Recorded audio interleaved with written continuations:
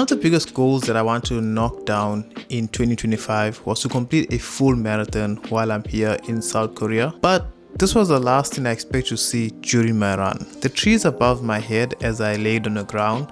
I'll let you know how I found myself in this situation and how did I find myself at the back of this pickup. But first, in this video I'll share with you guys what you can expect when you run a full marathon here in South Korea. Hey good people, I'm Saidi and I live and work here in South Korea, and I do my best to fit some fitness in my life. One of the goals that I set for myself this year was to run a full marathon within this calendar year. I've never really been a runner, and back in South Africa I would run like casual runs but nothing too serious.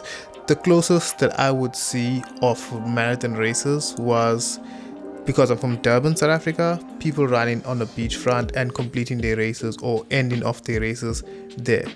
Other than that, I don't really have a strong background when it comes to running. I definitely can tell that the running culture here in Korea is somewhat different compared to South Africa.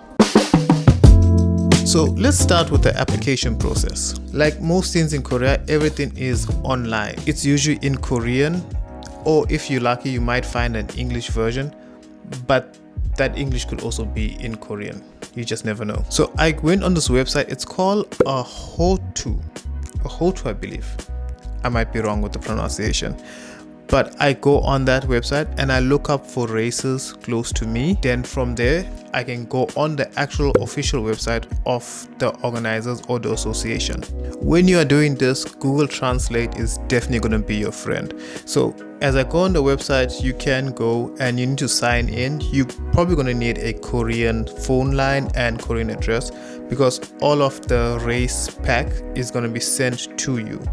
I got my race pack about a week before the race, and let me just show you what comes in it. This race pack was delivered by the post office, and this is gonna sound bad. So there is, okay, it comes with a shirt. Oh, actually this is actually a long sleeve shirt. I never expect that.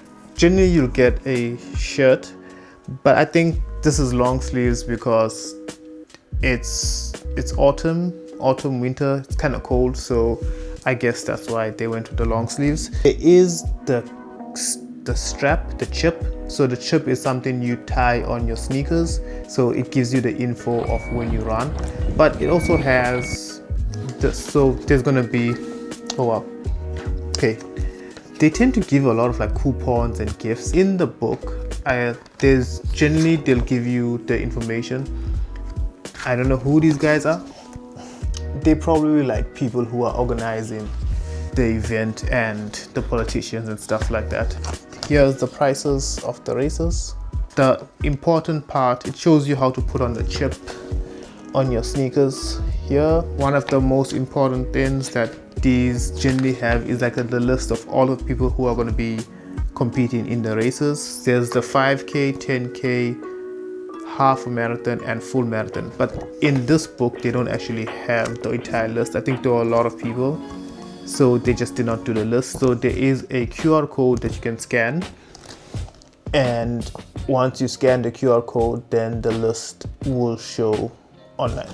It also shows you the venue of the race, so in case you're not from there or you're going to get lost, you can always refer to this. So you've paid for the race, you've received your packaging. What time does the race start? So from my understanding, like running in South Africa is that you get up really early in the morning, you brave the cold, go out and you run like really early. That's not the case here in Korea. Most races start around like 9 or 9:30, and I think it's because people are coming from all different parts of the country. People come from far, so they need time, but also because it's kind of cold, so running like really early, it's gonna be freezing, so it makes sense that we start slightly later. But that means you're going to be running out in the sun, and I hate running in the sun. So you need to make sure you have sunscreen, and you at least have like a long sleeve top, or you have one of those sleeves that cover your arms from the sun, or you're wearing a cap. Just simple things like that. You'll notice that everybody here wears as standard. Because this race was like in a completely different like town from mine, I like left on a Friday after work and I drove to my friend's place, who he stays quite close to the race, and I crashed at his place, and then I got up in the morning and we went for this run together. Most marathons in Korea usually take place along rivers, and in like rural Korea, like where I live at, they usually go through pathways where you might be going through farms, you might be going through like bicycle lanes, you might be going through some places that you'll say it's not ideal for a marathon, but it's just common here. And most marathon races start off at a sports center or sports complex where there'll be a track and field, and you'll all gather there, and that's where you start the race and where you end the race. Most races are usually loops, so you run the half marathon, turn at some point, and then come back to the starting point. It's funny because like in rural Korea, you might run through quite a lot of farms, and I mean like actual farms, where you'll find dogs will be barking at you. There'll be like old people, because Korea is usually old people working on tractors, like guy digging and shoveling, but they'll greet you or they'll wave at you seeing you pass by. It's just normal here. Something I did not expect to see in this race was that the pathways as well are kind of narrow, especially when you're starting off. So generally when people start off, it's like a big rush to get to the front, but the starting points, because Korea is just a generally small country and it's very mountainous, things are generally very close and tight, narrow, and it's just very common. So even when people run, they run together, they run very close together. It's very normal here. But if there's one thing that Korea and Koreans have, is hyping you up. And I mean, when you're running, there's of course gonna be like water stations along the ways. It will be grandmas or bands. Like sometimes you have actual bands playing music for you guys as you run. You'll have grandmas like cheering you up. They say the thing "fighting," which means like okay, I don't actually know what it means, but it's like cheer. You just get the hang of it if you spend time in Korea.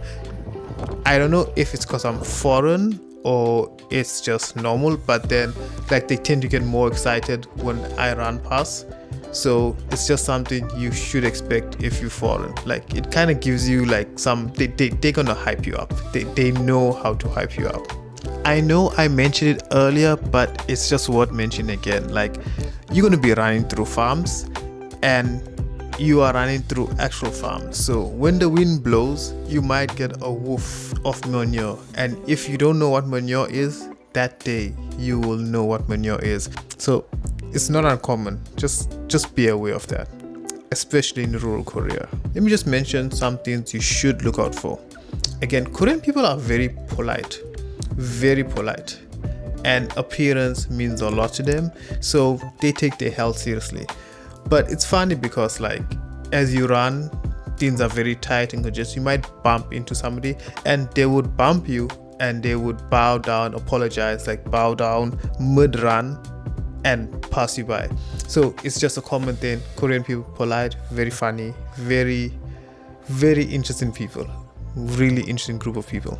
As I was running, there was this older guy. He came up from behind me, and I think he's just happy to see me being foreign, running with them. And he puts his hand around like the back just above my butt, and like he taps me. It's something about Koreans, like their politeness. Like I'm like, pause, like, you know, hold up, like too close, you know. But it's common here. Like you don't need to be freaked out. But it is their way of being kind, polite, like showing what's the word I'm looking for? Showing a bit of compassion and excitement that you are doing the race with them. You're gonna come across a lot of that. As he was tapping me across my back, he's like chonchoni, and in my mind I'm like, I know what the word means now. It means like slowly. And in hindsight, I should have listened to him. You see, I've been running and preparing for this marathon consistently for about a few months now. And I used to be running like about 5 to 10 Ks, and sometimes I'll just do 15 Ks as well. So I got a very good pace. I was running at around the pace of like 5 Ks per kilometer. And my goal was to do the full marathon. I never really set a time, but towards the the week or two before, I decided that I'm gonna try and set a time of 4 hours for this full marathon.